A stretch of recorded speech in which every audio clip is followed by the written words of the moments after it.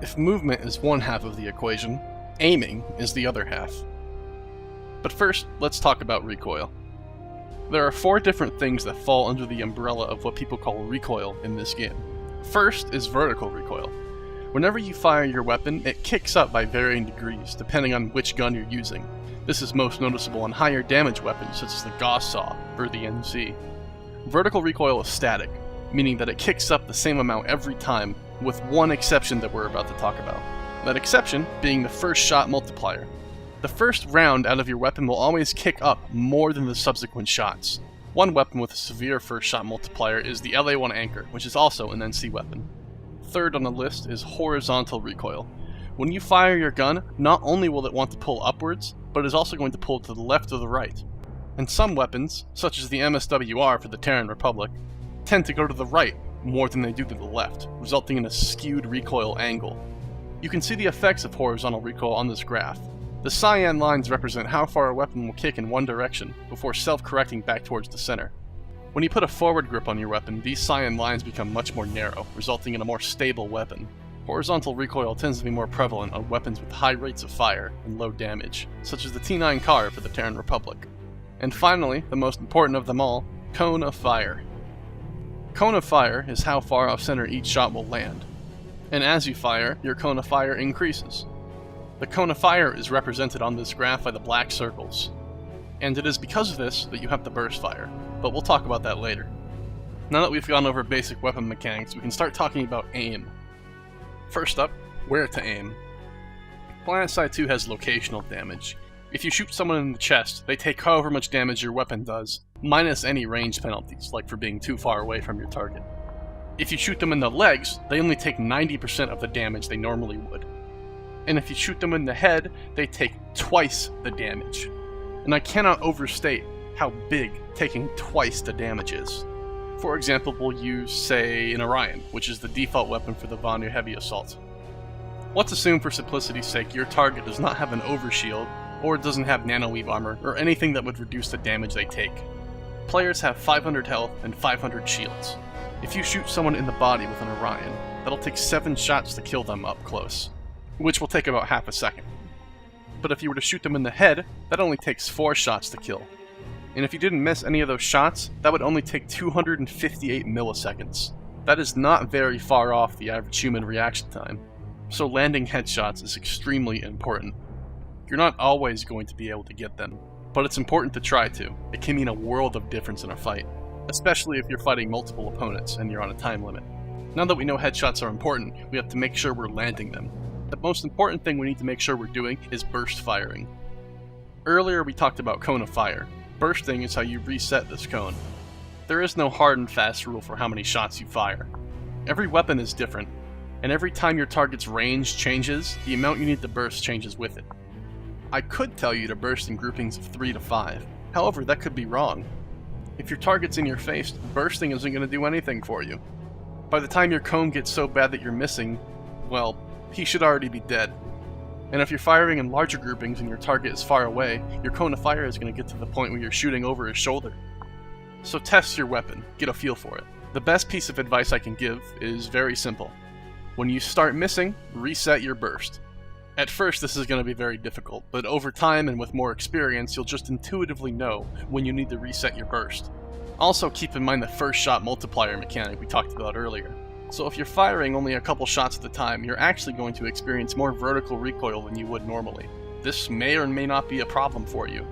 Some weapons have very little first shot multiplier at all. Some weapons have a lot. Once again, test your weapon, get to know it. For most of your engagements, you're going to be aimed down sights. However, there are times when you're going to want to hip fire. Hip fire is very potent in this game. One reason for that is speed. When you aim down sights with your average weapon, your movement speed is halved. Some weapons have a movement speed reduction of only 25%, but the effect is still noticeable. When you're hip firing, there's no reduction on your speed at all, and when you're up close in someone's face, that speed can save your life. If your opponent is strafing properly, and he's hip firing, that's going to be a very hard target to hit. So you want to hip fire whenever you can really get away with it. A good way to tell if it's time to hip fire is if your reticle is tight over your opponent's player model, or if your reticle fits inside their player model. Earlier we talked about how important headshots are, but when you're hip firing things change a little bit.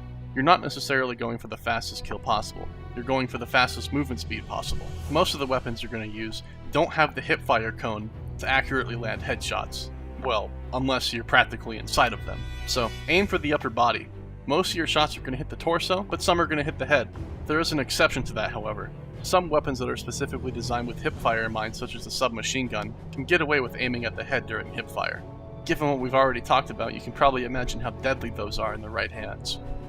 On the other side of the spectrum, there are guns that are really bad at hipfire. They could be bad for one or two reasons, or even both. First being a bad hipfire cone of fire. While you can put a laser sight on almost every weapon, some of them are really bad even with a laser equipped. Some weapons just have a poor damage output, like the T-32 Bull for the Terran Republic. Weapons like these can't really afford to go for body shots, at least not if you want to use them effectively. If you find yourself using something poorly suited for hipfire and have to fight in those ranges, it may be better to pull out your pistol instead. While the revolvers are the best pistols in the game, the default ones are serviceable up close, so don't be afraid to use yours if your target gets too close. A concept that's really important in shooters is something called crosshair placement. While it can feel really good to do a 180 and headshot someone instantly, for the most part you're going to want to try to set yourself up for the easiest shot possible. As an example, let's look at this clip from a CSGO tournament. It's a different game with entirely different mechanics, but crosshair placement is a concept that's present in every FPS game. Pay attention to where these players are putting their crosshair. Spotted above the smoke, tagged at 12, Twists is gone, it's pretty much all on Naf at this point. He wants to get Device from a held position, did actually realize that he overstepped the mark Device and turned back with a double take. Naf was too quick to find his head. Bomb ticking at this point. Taco has to get on it. Taco with only 12, he can be sprayed out, no smoke on it. He's down, gone. It's going to be Astralis winning it, and I say that with conviction, even though Naf finds 2 kills. You'll notice that they're always setting themselves up for the easiest shot possible. Given how fast you can die, you want to minimize the amount of time you take to get on target. In your average Planetside base, there's a lot more places someone could possibly be than, say, a map in CSGO, but the concept is still important nonetheless. The only real way to practice this is to constantly remind yourself where someone could possibly be at any given moment. As you gain experience playing the game, this will come intuitively to you. But until then, just make sure your crosshair is always head level, and pointed in the general direction of where the enemies are coming from. Not only can you use crosshair placement for yourself, but you can also use your enemy's crosshair placement. And what I mean by that is this. Imagine that whatever opponent you're facing is competent. When he comes into a room, he's going to have his crosshair head level and in the direction he thinks you're at. If you run with this assumption, you can subvert his crosshair placement by standing in places he wouldn't expect, or changing your elevation by standing on top of a box or a railing. I can tell you from experience that it is very unpleasant to walk into a room where your opponent is standing on top of a box somewhere completely different. While the disadvantage you face in this situation is not insurmountable, it is certainly very difficult if your opponent is incompetent. A bit of a prerequisite before you can aim properly is having correct settings. That means graphics too. If your frame rate is poor, you're going to have a severe handicap at basically everything, and it isn't possible to overstate how big that handicap is. There is a world of difference between 30 FPS and 60 FPS, and beyond that, 60 to 144 is a big gap too, provided that your monitor can display those high frame rates. So if you want to be effective, it's important to have as many frames as you possibly can, even if you don't have a high refresh rate monitor. I'm not going to show you which graphical settings to change, because quite frankly, other people have already done that, and I don't think I could really add anything to that conversation that hasn't already been said. However, I will link in the description several resources to improving your frame rate. What we will be talking about, however, is mouse sensitivity and DPI. Before you start refining your aim, it's important to have a good foundation, and your sensitivity is your foundation. Before we go over sensitivity specifically, there are 3 settings we need to look at. Under the General tab in the Settings menu, there are 3 boxes. The first one we care about is Use Raw Mouse Input. This does exactly what it says on the tin. This makes it so your game takes its input directly from your mouse, rather than going through your Windows mouse sensitivity settings. For simplicity's sake, turn this on. Second is Reduce Input Lag. Turn this on as well. We talked before about how fast you can die in this game and how many different factors can slow your reaction time. You really don't want to add anything to that. Input lag is really bad. Leave this checked. And last, but certainly not least, is mouse acceleration. What this setting does is it changes your sensitivity on the fly based on how fast you're moving your mouse. For 99% of people, this is going to destroy any muscle memory you're trying to build. I have met some people who perform really well with this setting turned on, but those people know who they are, and they know how much of a mutant they are. And you're probably not one of them, so turn this setting off. Now that that's out of the way, let's move on to sensitivity. The only hard rule is that you want a low sensitivity when you aim down sights, so you can accurately track targets, among other things. If you have a high sensitivity, any tremor in your hand, any mistake you're going to make, and you will make them, is going to be punished a lot more than if your sensitivity was low. So we want to make it low as you can tolerate. But which setting is the question, because we have a lot of them to choose from. The ones we care about is mouse sensitivity and aim sensitivity. The first one controls your sensitivity when you're just walking around in hipfire stance. The second one, obviously, is for when you aim down sights. There is also scoped mouse sensitivity, which determines your sense when you're using an optic with a magnification of 3.4 times or greater, and I would recommend not using those optics unless you're sniping. So we're just going to pretend that one doesn't exist. So what values do we want these to be set to? Well, that depends based on your DPI. If you know what your DPI is, great. We can use this calculator I linked in the description to figure out what a good value is for you. First, hit the drop down and select aim sensitivity. Then, input your DPI and your current sensitivity and lower it until you get to about 18 inches for a 360. You might be wondering how I got to that number, and the answer is, I pulled it out of my ass. There is no best number, only what's best for you. But when I change someone's sensitivity, I have to set it to something, and 18 inches is a good starting place. You can make your 360 much higher than that, like say 40 inches, but that necessarily wouldn't be better. Mess around, find a value that suits you. Just don't go too far in the opposite direction or run into the problems I mentioned earlier.